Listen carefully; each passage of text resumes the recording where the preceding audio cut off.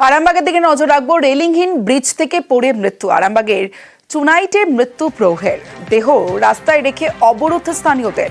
ঠিক কি হয়েছিল বিস্তারিত জানাবে। কেন এই বিক্ষোভ, কিসের দাবিতে বিক্ষোভ? শুভদীপ রয়েছে আমার সঙ্গে। শুভদীপ, দেখো, গতকাল রাতে আরামবাগের চুনাইট এলাকায় একটি বারোয়ারি কালী পুজো ছিল। সেখান থেকেই ফিরছিলেন বছর 50-এর প্রৌঢ় সুশান্ত ছাতি, এবং সেখান থেকে ফেরার পথে চুনাইটের যে ব্রিজ রয়েছে সেটি রেলিংহীন ব্রিজ, সেখান থেকেই পড়ে যান ওই প্রৌঢ়। তারপর তাকে হাসপাতালে নিয়ে গেলে চিকিৎসক মৃত বলে ঘোষণা করেন।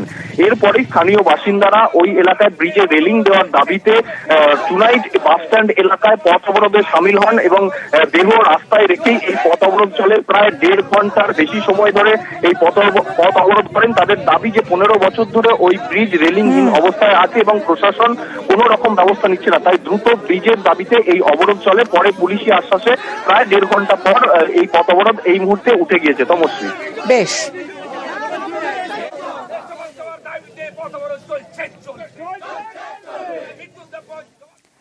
এবার দেখাবো কাকদ্বীপের ছবিটা, যেখানে কাকদ্বীপে বেহাল সাঁকোয় ঝুঁকির যাতায়াত। 2 পঞ্চায়েতের দোটানায় থমকে সাঁকো সংস্কার। দেখুন সাঁকোর অবস্থা, দেখুন এই সাঁকো দিয়ে কি যাতায়াতের সত্যি যোগ্য? কিন্তু তবু এই সাঁকো দিয়েই যাতায়াত করতে হয়। নড়বড়ে এই সাঁকো দিয়ে প্রাণ হাতে নিয়ে যাতায়াত করেন মানুষজন। কাকদ্বীপের সাগর ব্লকে দীর্ঘদিন ধরে এই বেহাল সাঁকো, তারপরেও সংস্কার হয় না। সংস্কারের দাবি জানিয়েও কোনো সুরাহা হয়নি। এইভাবে সাইকেল নিয়ে দেখুন কিভাবে ঝুঁকির পারাপার হচ্ছে।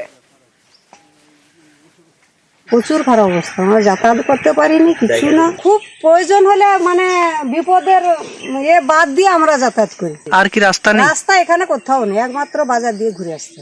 এখন চাইছি যে যাতে পোলটা হয়। 2 নম্বর পঞ্চায়েত, 1 নম্বর পঞ্চায়েত, সব পঞ্চায়েতরাই জানে, তারপরেও হচ্ছে না। না মানে ঝুঁকি নিয়ে যেতেই হবে, কি করবো? সাইডে জায়গা থাকলে তো যেতেই হবে অবশ্যই। পঞ্চায়েত বা কোথাও কি জানানো হয়েছে? জানানো হয়েছে, হচ্ছে না। কবে হবে জানি না। এটা এখন কি চাইছেন? এটা তো পুরো পাকা ঢালাই হয়ে গেলে ভালো হতো। ধারে প্রধান বলছে এধারে প্রধান করবে, এধারে প্রধান বলছে ওধারে করবে। সমস্যা অনেক হচ্ছে, যাওয়াই যাচ্ছে না, জীবনে ঝুঁকি নিয়ে যেতে হচ্ছে। আর কি করবো? ব্রিজটা ভেঙে যাওয়ার কারণে যাতায়াতের অসুবিধে হচ্ছে, সেটা আমরা যত শীঘ্র পাচ্ছি ওটা আমরা তৈরি করে। এবার হিঙ্গলগঞ্জের ছবিটা দেখাবো। নদী বাঁধে ধস। নদী বাঁধ ধসে গ্রামে ঢুকছে জল।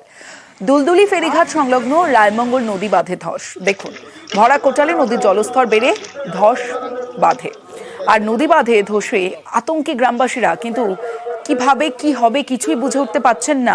প্রশাসনের তরফে কি ব্যবস্থা নেওয়া হয়েছে জানাবে অনুপম সাহা রয়েছে আমার সঙ্গে। অনুপম, হ্যাঁ দেখো, এই যে হিঙ্গলগঞ্জের যে দুলদুলির যে ফেরিঘাট রায়মঙ্গল নদীর, সেই ফেরিঘাটের পাশেই একটা বড় ভাঙন দেখা দিয়েছে। যে ভাঙন দিয়ে কিন্তু হুড় করে জল ঢুকছে এবং যে কারণে কিন্তু এলাকার মানুষ আতঙ্কিত। তার কারণ রায়মঙ্গল নদী একদম সবসময় খুব ভয়ঙ্কর, এবং এই রায়মঙ্গল নদী প্রতি বছরই ভেঙে এক না একাধিক জায়গা কিন্তু ক্ষতিগ্রস্ত হয়, গ্রামের পর গ্রাম ভেসে যায়, এবং সেই আতঙ্কেও কিন্তু এলাকার মানুষ তটস্থ রয়েছে। এবং এরপর কিন্তু পঞ্চায়েতের সদস্য থেকে শুরু করে এলাকার পঞ্চায়েত এবং গ্রামবাসীরা মিলে সেই যে ভাঙা বাঁধ মেরামতের কাজ শুরু করেছে। প্রশাসনের তরফ থেকে যেটা জানিয়েছে যে রাতের মধ্যেই এই ভাঙা যে বাঁধ সেই এলাকা পুনরুদ্ধার করা যাবে বলে কিন্তু জানিয়েছে, এবং এলাকা সুরক্ষিত থাকবে। বেশ।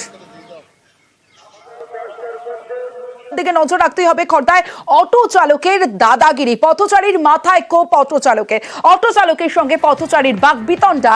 আর সেই বাকবিতণ্ডার পরে বচসার জেরে হামলার অভিযোগ। বচসার মাঝেই পথচারীর মাথায় ধারালো অস্ত্রের কোপ। সরাসরি চলে যাব, সুবীর রয়েছে আমার সঙ্গে। সুবীরের সঙ্গে কথা বলবো। সুবীর, প্রথমে জানতে চাইবো যে ঠিক কি হয়েছিল, কোথায় হয়েছিল খর্দার?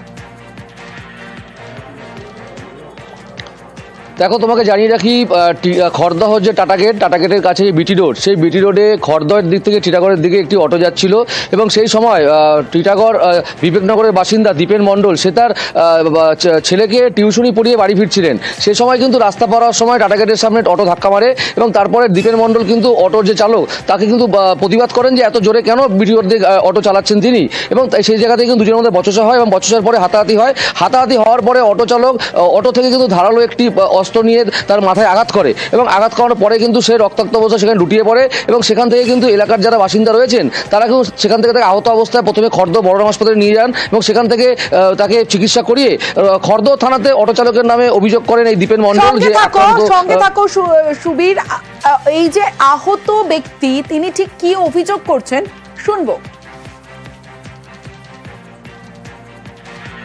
টিউশন থেকে নিয়ে ফিরছি, তো আমাদের ওখানে যে বাম্পারটা নতুন করা হয়েছে ওই বাম্পারের ওখানে সব গাড়ি স্লো হয়, তো ওই গাড়ি মানে ওই অটোটাও স্লো হয়েছে, স্লো হয়ে মাঝখানে হঠাৎ করে দাঁড়িয়ে গেছে। আমরা বললাম দাদা এখানে দাঁড়াচ্ছেন কেন, আপনি একটু এগিয়ে বাদিকে ফাঁকা গিয়ে দাঁড়ান। না আমি যেখানে খুশি সেখানে দাঁড়াবো, এরকম আপনি বলবার কে আছেন, আপনি আপনার কি আছে। তারপরে গাড়ির ওই সিট তুলে হঠাৎ করে কি ওখান থেকে মানে হঠাৎ করে মানে ভয়ানক টাইপের একটা অস্ত্র আর কি, সে লোহার অনেক বড়, ওটা দিয়ে প্রথমে একবার আমাকে মারলো, আমি কোনো রকম সেভ করলাম, তারপরে আমাকে মানে পেছন দিক দিয়ে এসে এত জোরে আঘাত করলো, আশেপাশের লোকজন সব ওকে ধরে থানায় ফোন করেছে, 3টে সেলাই পড়েছে, ও যত জোরে মেরেছে জীবনও চলে যেতে পারতো এখান থেকে।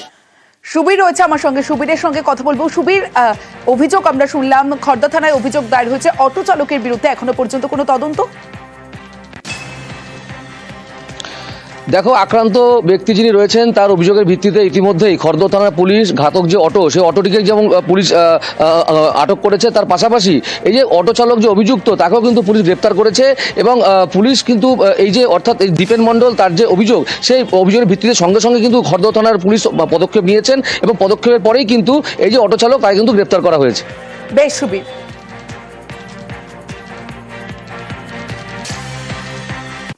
এবার বৈচিগ্রামের দিকে নজর রাখবো। সেখানে বৈচিগ্রাম স্টেশনে সবুজ নিধন, 18টি গাছ কাটার অভিযোগ। গাছ কাটার প্রতিবাদে সরব হয়েছেন স্থানীয়রা, অন্যদিকে সরব হয়েছেন পরিবেশ প্রেমীরাও। কিন্তু কাদের বিরুদ্ধে গাছ কাটার অভিযোগ রয়েছে? 18টি গাছ কাটার অভিযোগ জানাবে সোমনাথ রয়েছে আমার সঙ্গে। সোমনাথ, হ্যাঁ দেখো, হাওড়া বর্ধমান মেন শাখায় যে বৈচিগ্রাম স্টেশন রয়েছে, সেই বৈচিগ্রাম স্টেশনে 18টি বড় বড় গাছের ডালপালা কাটার নাম করে যেভাবে কাটা হয়েছে গাছ, যেখানে এই গরমে, চারিপাটা গরমে, সেখানে যারা যাত্রীরা আছে সেই গাছের তলায় তারা দাঁড়ায় এবং এই যে পরিবেশ প্রেমী যারা রয়েছে তারা সকালবেলায় এবং তারা ব্যানার নিয়ে এই স্টেশন যে মাস্টার স্টেশন মাস্টার আছে তার কাছে যান এবং গাছের মধ্যে গামছা দিয়ে ফুল দিয়ে তারা গাছের মধ্যে এবং এই করে লাগিয়ে একটি লিফলেট লাগিয়ে দেয়, যেখানে হচ্ছে যে আমরা পাখিদের ছায়া দিই, সেই মানুষের অক্সিজেন দিই, সেরকম ধরনের লেখা হয়। গাছ আমাদের মা, তাদের উপর আঘাত করা হচ্ছে, এরকম ধরনের লেখা হয়। যে এই যে রেলের তরফ থেকে যে জানানো হচ্ছে যে এটা বর্ষাকালে আসলে, বর্ষাকাল এলে সেটা এখানে যে ডালপালা আছে, ডালপালা ঝড় এলে ঝড়ে ডালপালা তারের মধ্যে পড়ে, তার জন্য ট্রেন অনেকক্ষণ দাঁড়িয়ে থাকে, সেই কারণে ডালপালা প্রতি বছর যেমন ছাটা হয় সেরকম এবছরও ছাটা হয়েছে।